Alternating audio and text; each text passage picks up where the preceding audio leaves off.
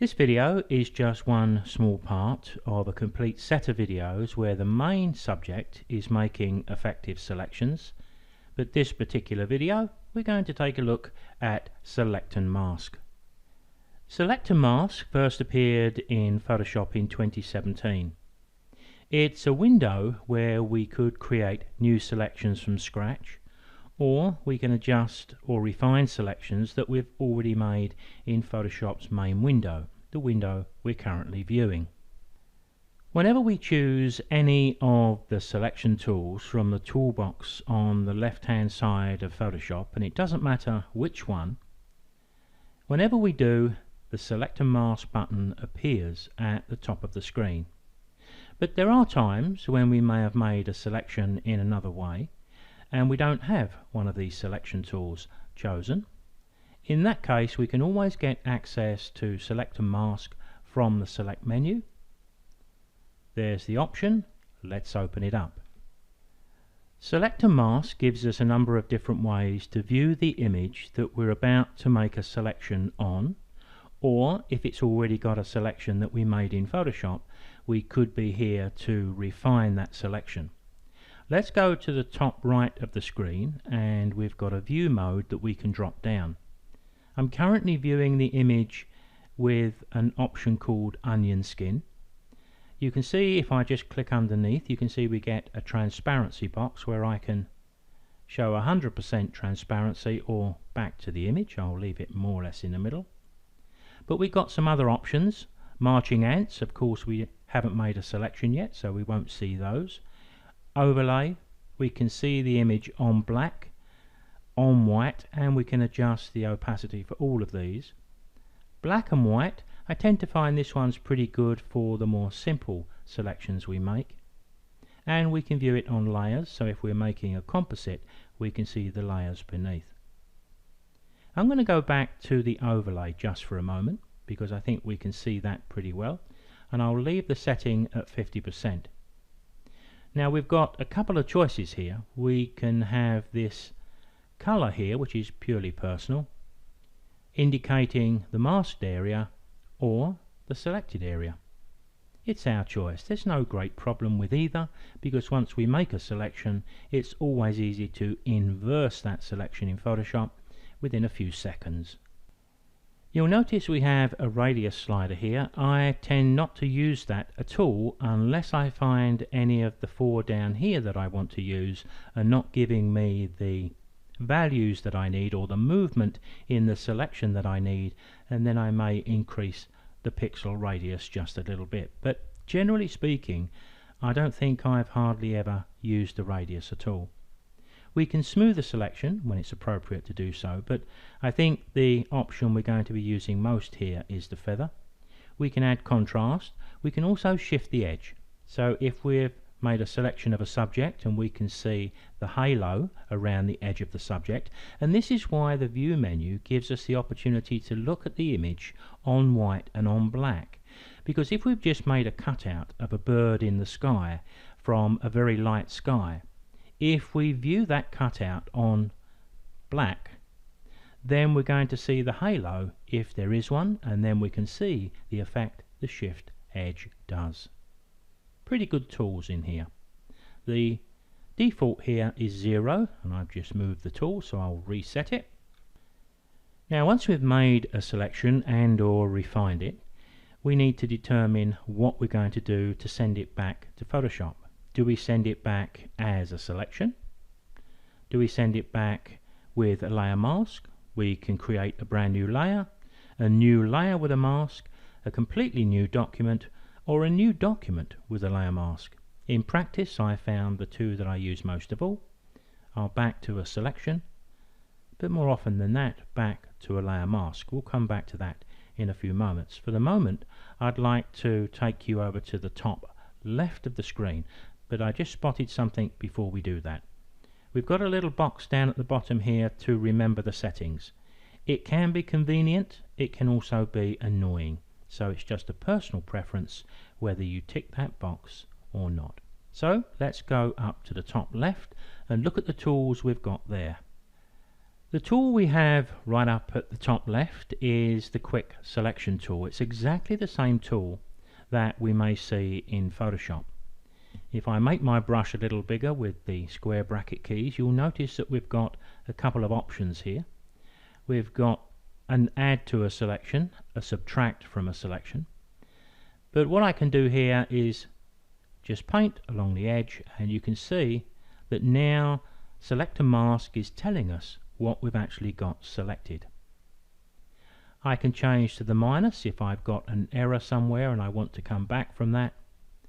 So that's a pretty straightforward tool that we're going to use quite a bit if you make your selections in Select and Mask. Let's skip the next one just for a moment and go down to the third one.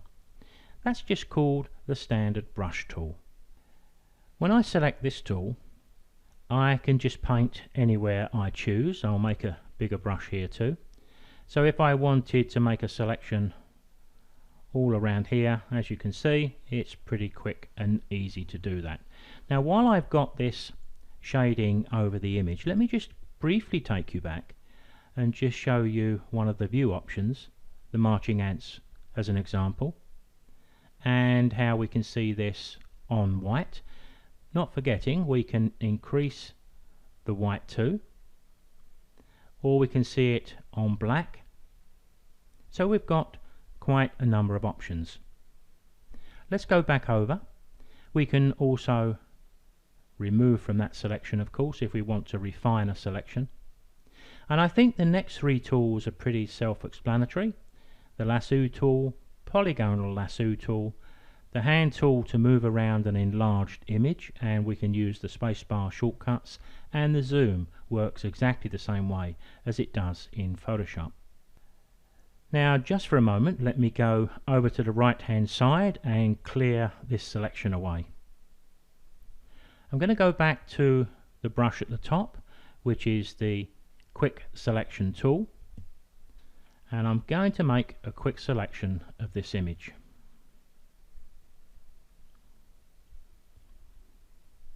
Now that's done a pretty quick and fast job. But what I want to do now is to zoom in down at the bottom here. So I'm holding those shortcut keys of Ctrl and Spacebar. I'll get just that section up on screen, and we can see the problem that we have here.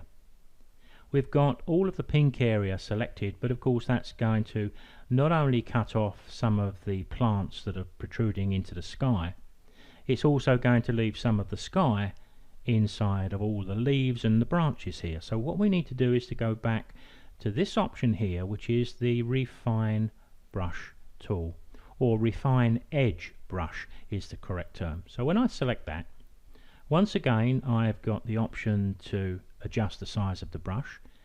I can add or remove.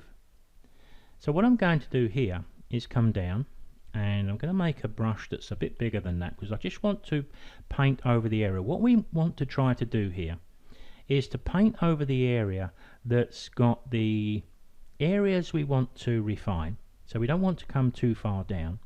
Well, let me demonstrate.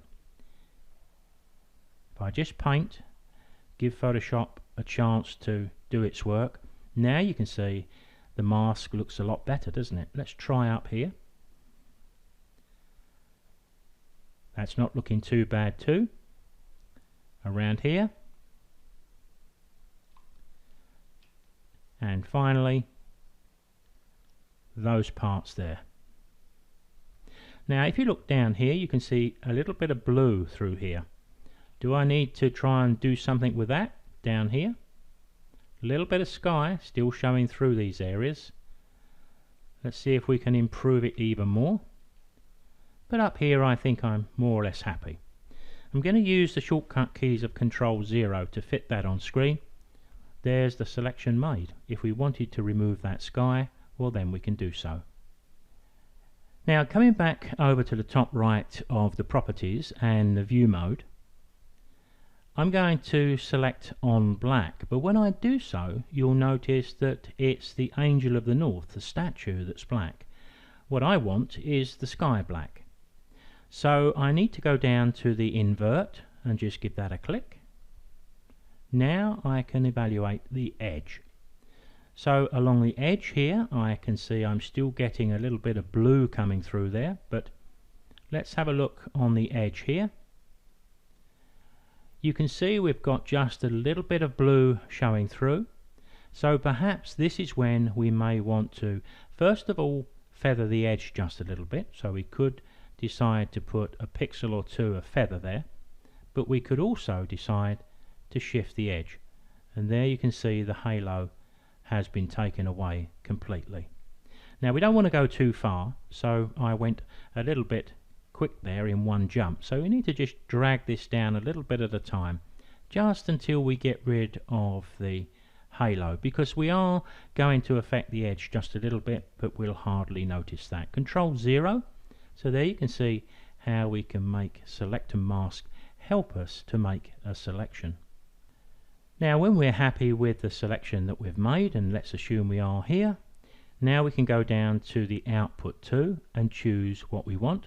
I'm going to choose a layer mask, click OK. There I have my image masked, and I've still got my trees nicely in place. So if I wanted to put a more dramatic sky behind the Angel of the North, now I've got the opportunity to do so. At any time I want to go back into select and mask, I can go to the mask itself now it's been created and double click it, and we're straight back in, and we can make as many changes as we wish. Now to bring this short video to a close, I'm just going to pick up my mask and drop it in the bin. I'm going to go back into select and mask. Because when we get this tool selected, look what we have here. We have a select subject. I'm going to click it. Photoshop is working. Let's take a look at this as an overlay. If we just wanted to pick up the Angel of the North on its own, we're 90% of the way there with a couple of clicks. Now we're going to see select and mask used quite a bit, as you will expect, through the videos we're making here.